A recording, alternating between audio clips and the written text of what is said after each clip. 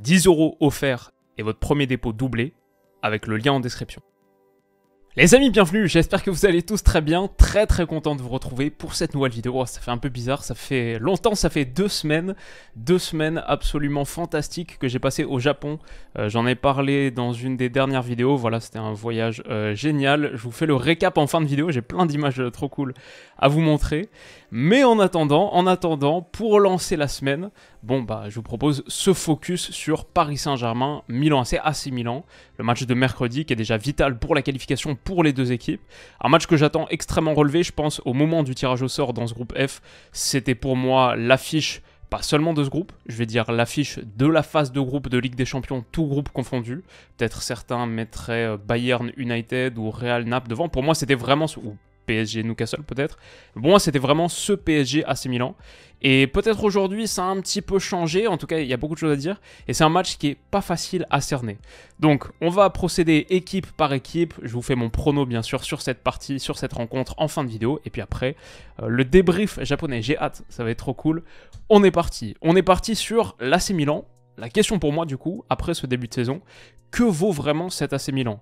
AC Milan qui a été battu par la Juve hier soir dans un match que j'ai regardé au bout de cette frappe contrée de Manuel Locatelli, déviée par Krunic. Ils ont perdu à la maison 1-0 et donc ils ont aussi perdu leur trône de leader parce que l'Inter l'avait emporté la veille il me semble, ce qui fait qu'ils sont désormais à un petit point de leurs rivaux de la ville de Milan et on a un tiercé d'ailleurs, Juve Milan-Inter qui se tient en 2 petits points. Comme d'habitude la Serie A toujours aussi compétitive, intense et kiffante à suivre. Et en Ligue des Champions, lors de première journée, 2 matchs nuls, 2-0-0 d'ailleurs, contre Newcastle et contre Dortmund. Ce qui fait qu'ils sont 3e du groupe à une longueur du PSG, voilà, 2 points au bout de 2 journées. Ça avait super bien commencé pour eux cette saison, je les voyais très forts, ils avaient fait un super mercato malgré la perte de Tonali, ils s'étaient renforcés à peu près dans toutes les zones.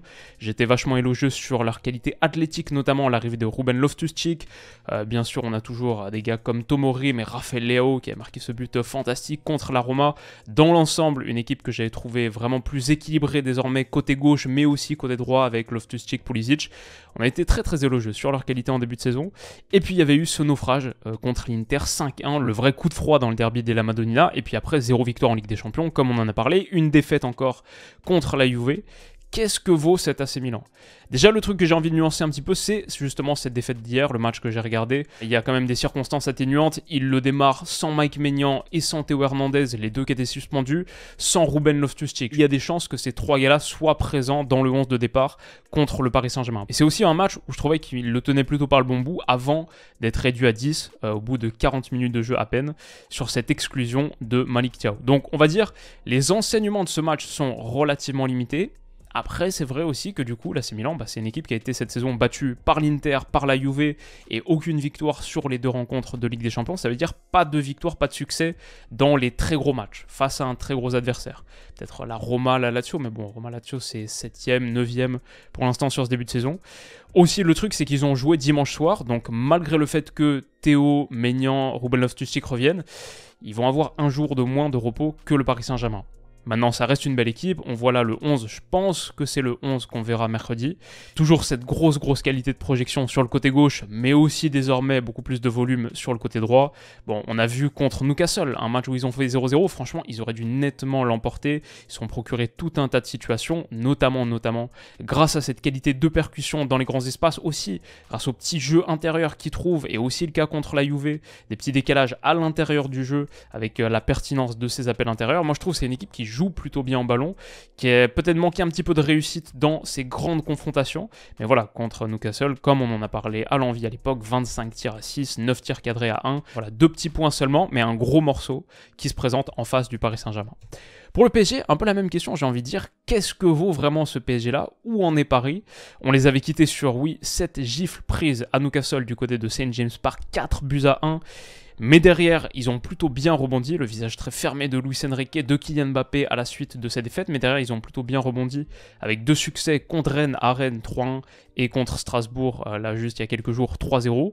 En plus, entre ces 2 matchs, il y a eu la trêve internationale, l'occasion de régénérer un petit peu les corps, mais aussi pour Kylian Mbappé de retrouver la confiance. Ça, je pense, c'est un des vrais gros bons points à Paris sur les 2 dernières semaines. Son doublé contre les Pays-Bas, contre l'Écosse, il a aussi marqué un but, donné une passe D, et puis à nouveau contre Strasbourg, la même chose. Bon, ça fait du bien. En plus, contre Strasbourg, ils ont pu reposer pas mal de gars. Hakimi, Ugarte, Skriniar et Warren Zaïre-Emery n'ont pas joué la moindre minute, alors qu'ils sont 4 des 5 joueurs les plus utilisés par le PSG sur ce début de saison, par Luis Enrique sur ce début de saison. Dembélé et Kolo Muani étaient aussi sur le banc au départ, même s'ils sont entrés en cours de jeu en seconde période. Et donc, ce PSG-là, a eu un jour de repos de plus que l'AC Milan. C'est un contexte d'ensemble qui est plus favorable que leurs adversaires du soir.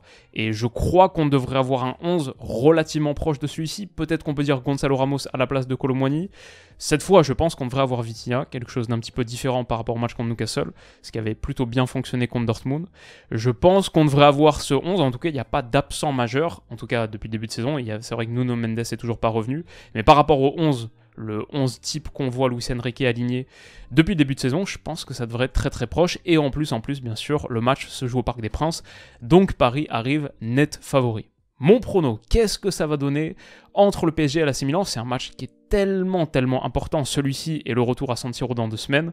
Bon, si on regarde, on jette un coup d'œil du côté des bookmakers, le PSG, oui, effectivement, est favori. Ça, c'est du côté de Winamax. Mon sponsor, mon partenaire, le PSG à 1,72. Le match nul à 4, l'AC Milan 4,50. On a par exemple Milan AC ou match nul, les deux ensemble à 2,05, ce qui montre à quel point ce PSG, que 95% des gens voient l'emporter, oui, est net favori. Donc ça, c'est les codes, comme vous le savez, que vous trouvez sur Winamax, mon sponsor, mon partenaire en 2023. Comme d'habitude, vous savez, on propose ensemble la meilleure offre de bienvenue de France. Donc si vous n'avez pas encore de compte Winamax, vous pouvez cliquer sur le lien en description, en créer un, faire un premier dépôt. Votre premier dépôt sera instantanément doublé en pari gratuit. Si vous mettez 100, le max, ça devient 200. Si vous mettez 15, le minimum, donc ça devient 30. Et vous recevez aussi, quoi qu'il arrive, 10 € supplémentaires en cash. Donc si vous faites le dépôt minimum, 15 €, 15 x 2, 30, plus 10 encore 40, votre premier dépôt de 15 € est devenu un capital de 40 € avec lesquels vous pouvez parier. C'est accessible avec le lien en description, vous cliquez sur le lien, vous faites votre premier dépôt, ça débloque le bonus de bienvenue et ça m'offre aussi une commission à chaque utilisation. C'est vraiment un gros soutien pour la chaîne. Merci à ceux qui l'ont fait par le passé, qui le font aujourd'hui, notamment sur ce début de campagne de Ligue des Champions, ça m'aide beaucoup. Donc merci les gars. Ce que je veux dire en revanche, c'est que, bien sûr, comme vous le savez, si vous le faites, c'est interdit aux mineurs. Sachez que c'est strictement réservé aux majeurs. Ne pariez pas si vous êtes mineur. Et comme d'habitude, encore plus en Ligue des Champions, bon, les paris sportifs, c'est très incertain. La plupart du temps, on perd. Pariez plutôt des petites sommes. Mais donc, si je dois me risquer à quelque chose, qu'est-ce que je vois ce match donner? Bon, le PSG à la maison, c'est quand même très tentant. En phase de groupe de Ligue des Champions, c'est une défaite sur les 34 derniers matchs au Parc des Princes. 27 victoires dans le lot. Et oui, au vu de tous les éléments qu'on a présentés, ouais, c'est vrai que le Paris Saint-Germain arrive quand même favori. Je trouve que cette cote est relativement logique. Maintenant, peut-être l'esprit contradicteur / joueur, j'ai envie de tenter quelque chose d'un petit peu différent. Je me dis, Milan sera très différent de celui qu'on a vu, en tout cas que j'ai vu hier soir contre la Juve. On a parlé des retours de Théo Hernandez, de Mike Maignan, peut-être de Ruben Loftus-Cheek, mais aussi juste ils seront à 11 contre 11, je crois, sur la plupart du match, on verra. Ce sera un très gros match de foot. Le J3 et J4, c'est tellement important en phase de groupe de Ligue des Champions. Et le PSG a eu l'habitude de jouer gros là-dessus. Je me souviens en 2018 contre Naples, 2020 contre Leipzig. Il y a eu des moments très costauds où ça a été un petit peu compliqué, mais où ils s'en sont sortis. Mais voilà, Milan, je pense que c'est encore au-dessus de ces adversités-là, les adversités de l'époque. Attention à pas les prendre de trop haut. Attention sur ces gros matchs de Ligue des Champions. Pas forcément sur l'AC Milan vainqueur, mais attention sur ces gros matchs de Ligue des Champions où ils ont montré, même la saison dernière, qu'ils avaient du répondre. C'est quand même une équipe qui sort d'une demi-finale de Ligue des Champions.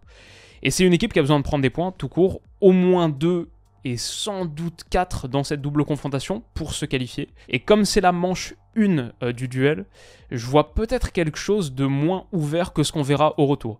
Donc pour toutes ces raisons, je me dis que le match nul à 4, c'est quand même assez tentant. Si je dois partir sur un score, peut-être que le 1 partout à 6,50, ce qui est, il me semble, le score le plus probable quand on les regarde tous, ouais.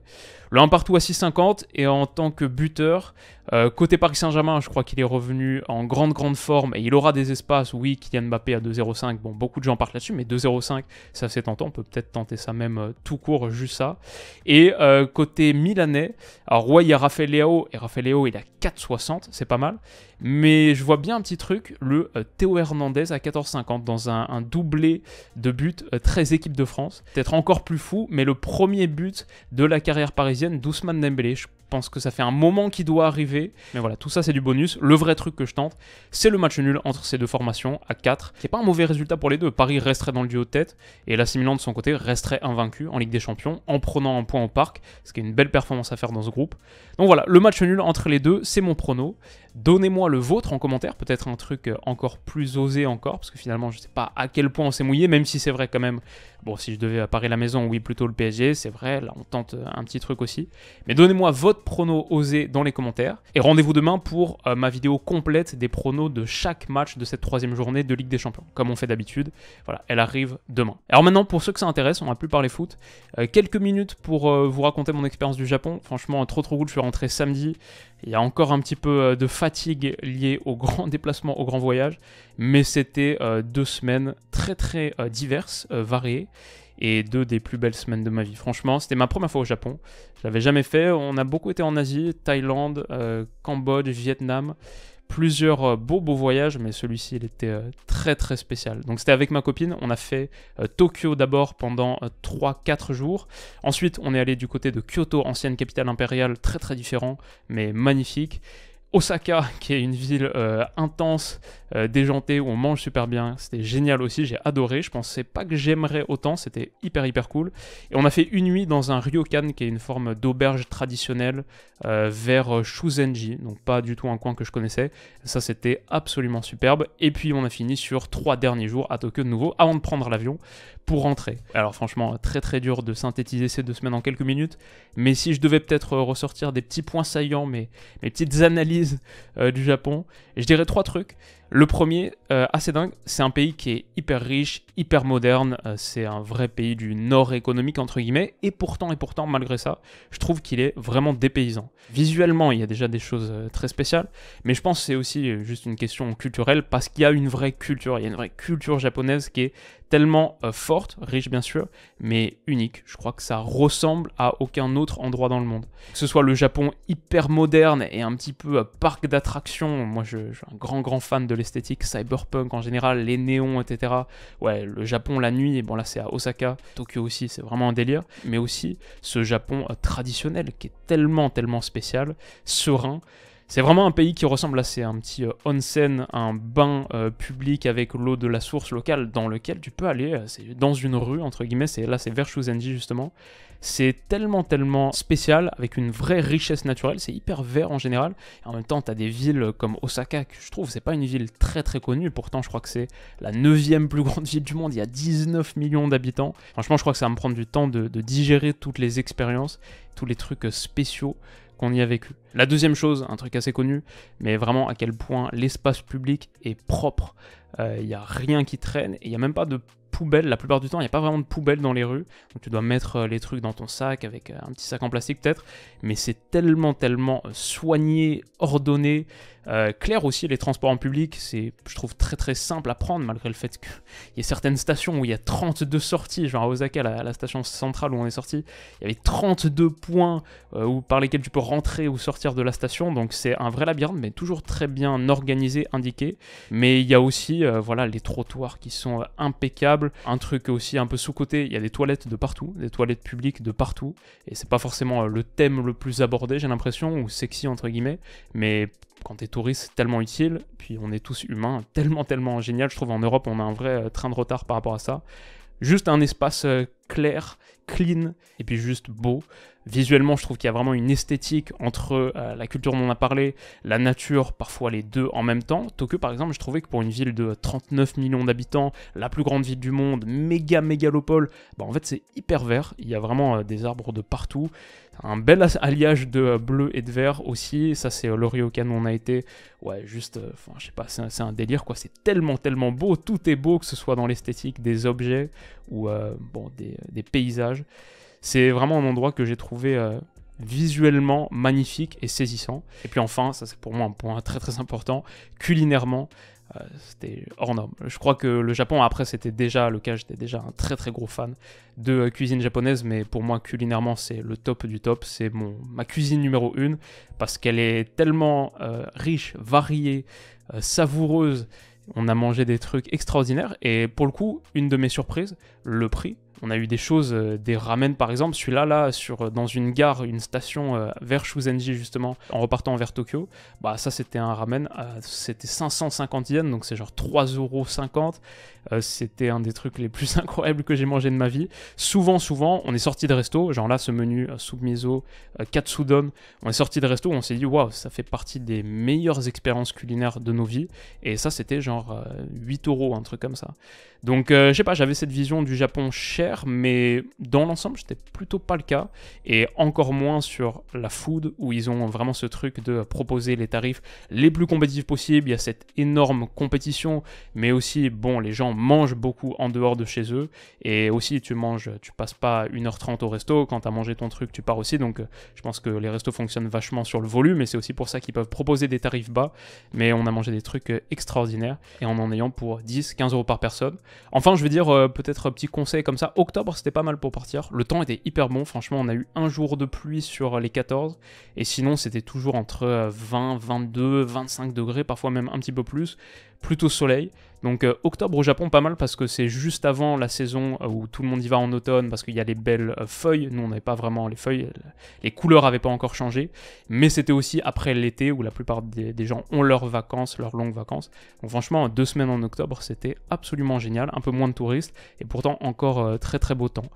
Donc voilà, c'était un des voyages de ma vie. Peut-être, petite excuse, je pensais faire des vidéos sur place. Finalement, j'ai vite laissé tomber l'idée. J'ai préféré couper totalement. En vrai, c'était tellement spécial et unique. Et je fais pas souvent des grands voyages comme ça.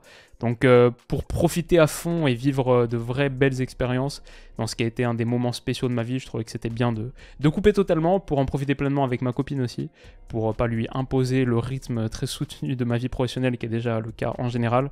Voilà, on a pu vraiment profiter ensemble et passer de super beaux moments. Donc c'est cool. Et puis je pense aussi les vidéos auraient pas forcément été top, parce que bon, tu peux pas faire beaucoup de recherches. Je sais pas si j'aurais eu beaucoup de choses intéressantes à dire sur le monde du foot et son actualité. Donc j'ai préféré couper pleinement, mais maintenant on est de retour pour de bon, parce que là il y a 2 mois avant Noël où j'ai absolument rien de prévu, full focus sur la chaîne, 2 mois extrêmement intenses, avec cette semaine déjà de Ligue des Champions, mais en plus elle se conclut par un Classico qui arrive ce week-end.